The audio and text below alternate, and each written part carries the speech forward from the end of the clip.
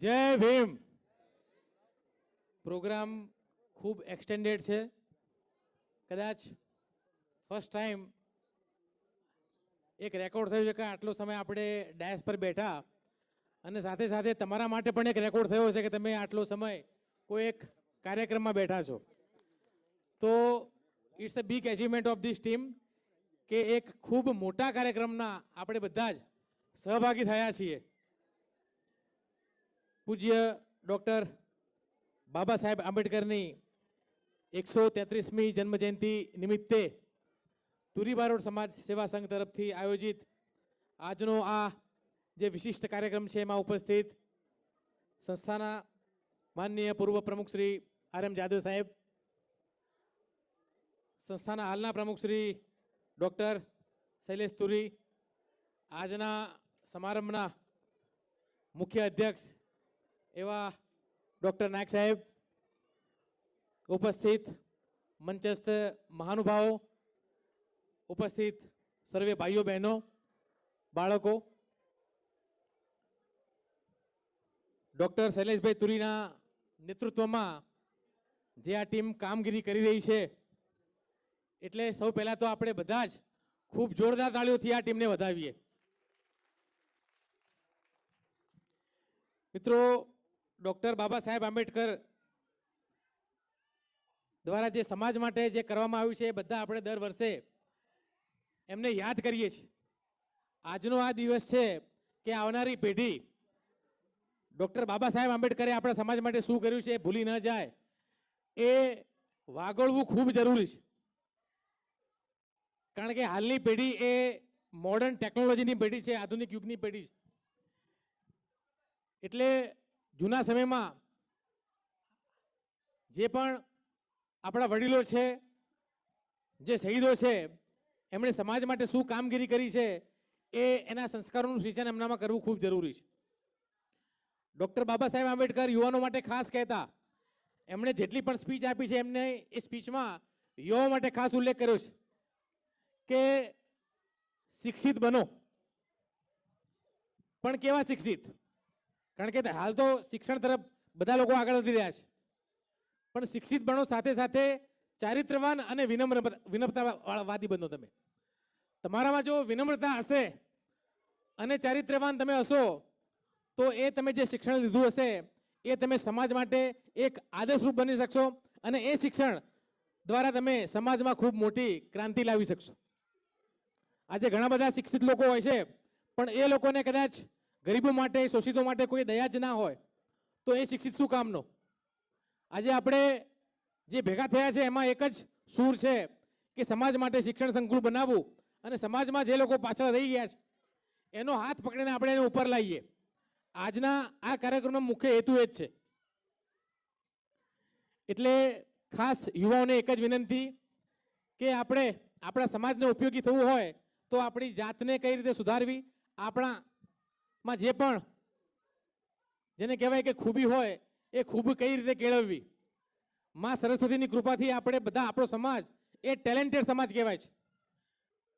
માં સરસ્વતી આપણને ખૂબ જેને કહેવાય કે સંગીતની બાબતમાં ટેલેન્ટેડ બનાવ્યા છે, પણ જેને કહેવાય ને કે ઘણી વખત મહેનત હોય, ખૂબ મહેનત કરો તો એ ટેલેન્ટેડ વ્યક્તિને પણ પાછળ રાખી દે છે.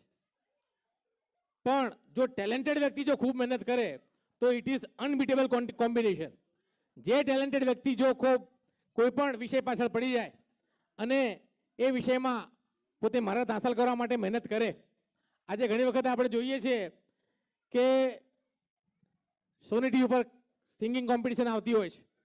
આપણે બધા કહીએ છીએ કે આપણો સમાજ જેને કહેવાય કે સરસ્વતીનો સાધક, અને જેને કહેવાય કે આપણું બાળક રડે તો પણ સુરમાં રડે. પણ એ નેશનલ લેવલની જે સ્પર્ધા છે એમાં હજુ આપણે પહોંચવાનું બાકી છે. એનું કારણ મેં કીધું એ પ્રમાણે કે આપણામાં ટેલેન્ટની ખામી નથી, સાચા માર્ગદર્શનની અને સાથે સાથે અથાગ મહેનતની ખૂબ જરૂર છે. વિશેષમાં જ્યારે યુવા સમાજ આજે ભેગો થયો છે ત્યારે એક જ વાત કહેવી છે કે આવનારો સમય ખૂબ કપરો છે. આજે દરેક યુવા વર્ગ એ સામાજિક, કૌટુંબિક અને આર્થિક મુશ્કેલીનો સામનો કરી રહ્યો છે. એટલે સંઘ દ્વારા જે શિક્ષણ સંકુલ થવાનું છે એમાં મારી એક પ્રપોઝલ એવી છે કે આપણે ખાસ કરીને વોકેશનલ અને કોમ્પિટિટિવ એક્ઝામના ક્લાસીસ આપણે શરૂ અગાઉ તો કર્યા જ છે, પણ એ પ્રક્રિયા ચાલુ રાખીએ. વોકેશનલમાં મારો મિનિંગ એટલો જ છે કે હાલ તમે LIC એજન્ટ, GIC એજન્ટ, કદાચ જે સર્વિસ ટેક્સ ભરતા હોય છે, GST, CST અથવા તો ઇન્કમ ટેક્સ રિટર્ન ભરતા હોય છે, ઇલેક્ટ્રિશિયનના નાના નાના વોકેશનલ કોર્સિસ છે. તો આ વોકેશનલ કોર્સિસના માર્ગદર્શન થકી આપણા સમાજમાં જે પણ 12th પાસ છે કે કદાચ ગ્રેજ્યુએશન થયા છે એ લોકો નાની નાની રોજગારી મેળવી શકશે. મિત્રો, કોમ્પિટિટિવ એક્ઝામ થકી આપણે ક્લાસ 1, 2 થઈએ છીએ, પણ એ પણ હકીકત છે કે બધા ક્લાસ 1, 2 થવાના નથી, બધા IAS ઓફિસર થવાના નથી. પણ આજે જે ઇકોનોમિક એટમોસ્ફિયર છે એમાં તમામે તમામ વ્યક્તિ જો મહેનત કરે અને આ પ્રકારના નાના નાના વોકેશનલ કોર્સિસનું માર્ગદર્શન મેળવે, તાલીમ મેળવે, તો હું નથી માનતો કે આપણા સમાજમાં કોઈ પણ વ્યક્તિ બેકાર રહે. વધુમાં ટીમ તુરી બારોટ જે કામ કરી છે એમની સાથે ખભે ખભા મિલાવીને દરેકે દરેક જિલ્લાની ટીમ પણ કામ કરી રહી છે. આજે આપણે જે બેનર જોઈએ છે એ બેનરમાં ટીમ તરફથી આ સંઘ માટે જે યોગદાન મળ્યું છે એ માટે પણ હું તમામ જિલ્લાની આપણી તુરી બારોટ સમાજની ટીમનો આભાર માનું છું. સાથે સાથે કહું કે એક વ્યક્તિ કામ કરે છે, ફોર એક્ઝામ્પલ કે એ વ્યક્તિ છે એ વર્ગ કામ કરે અને બી વ્યક્તિ છે બી વર્ગ કામ કરે. આ ઉદાહરણ એટલા માટે આપું છું કે હું સાયન્સનો વિદ્યાર્થી છું અને ગણિત મારો પ્રિય વિષય છે. એટલે એ વ્યક્તિ એ વર્ગ કામ કરે અને બી વ્યક્તિ બી વર્ગ કામ કરે તો એ બંનેનું ઇન્ડિવિજ્યુઅલ વર્ક કેટલું થાય વિશાલભાઈ? A² plus B². પણ એ જ વ્યક્તિ જો ભેગા મળીને કામ કરે એ અને બી એનો હોલ સ્ક્વેર, બધા મિત્રોને ખ્યાલ છે કે A plus B whole square શું થાય? A² plus 2AB plus B². એટલે એમાં એડિશનલ જે 2AB છે એ ટીમ વર્કનું પરિણામ છે અને ટીમ વર્કથી આપણે કામ કરીએ તો મેં કીધું એ પ્રમાણે આજે આપણા ટીમ વર્કનું પરિણામ જોઈ રહ્યા છે કે ખૂબ સરસ કાર્યક્રમ પાટણ ખાતે સમાજ વતી યોજાઈ રહ્યો છે. આમાં સમાજના જે પણ તેજસ્વી તારલાઓ છે, જેણે સારી સારી વિષયમાં નામના મેળવી છે, એ બધાનું આપણે સન્માન કરવામાં આવ્યું છે. સાથે સાથે સમાજ જે વિષય માટે આગળ વધે છે, શિક્ષણ સંકુલ બનાવવું ગાંધીનગર ખાતે, એના દાતાઓનું પણ સન્માન કરે છે.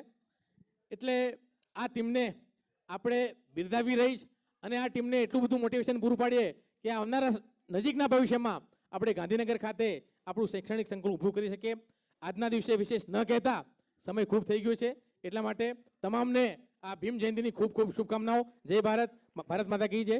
અસ્તુ.